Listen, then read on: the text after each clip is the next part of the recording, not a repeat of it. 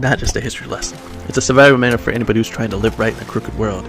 This chapter teaches us what to do when life gets hard, when people get jealous, when God blesses you anyway, and when you're tempted to lie, fight, or quit.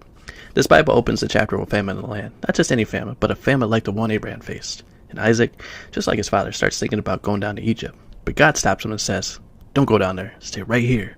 Let me tell you something. Sometimes the worst decision we make are when we try to escape what God is trying to use to grow us. God tells Isaac, "Stay in this land, and I will be with you, and I will bless you."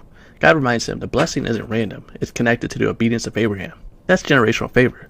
Somebody listening to me needs to hear this. What God promised your parents, your grandparents, your ancestors may be laying on you right now. And Isaac messes up. He lies about Rebecca and says she's his sister because he's scared. He's afraid that people will kill him for her. Isn't it wild how faith and fear can exist in the same heart? One minute you trust God, the next minute you're lying to protect yourself. But God still covers him. The king notices Rebecca isn't just a sister, and Isaac is exposed. But instead of punishment, God gives protection. Now, here's where the chapter gets powerful. Isaac plants crops in the middle of a famine. The Bible says he reaps 100-fold, not double, not triple, 100-fold. That means God doesn't need good conditions to bless you. He doesn't need a good economy. He doesn't need perfect weather. He doesn't need everybody to like you. He just needs your obedience. And when Isaac gets blessed, the Bible says he became very wealthy. So wealthy that the Philistines get jealous. And when people get jealous, they start acting funny. They stop clapping when you win. They start digging up your wells, and they start trying to erase your progress. That's what they did. They filled in the wells Abraham had dug. Wells are life, wells are provision, wells are survival. An enemy always attacks your source. But Isaac doesn't fight. He moves. He digs again. They fight him over the well, so he moves again. Digs again. They fight him again. Moves again. Digs again.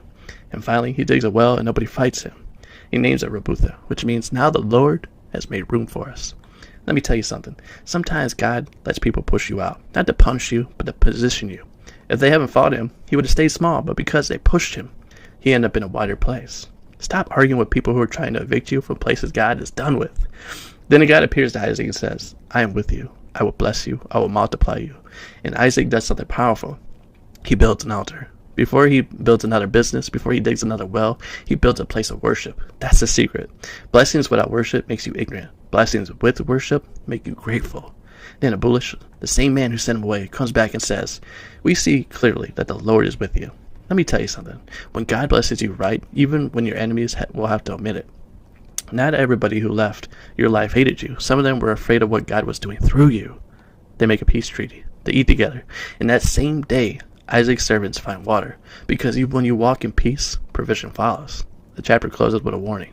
Ezekiel marries outside of God's will and grieves his parents. That's God reminding us that blessings don't cancel consequences. If this chapter doesn't encourage you, you weren't listening, because this is the story of anybody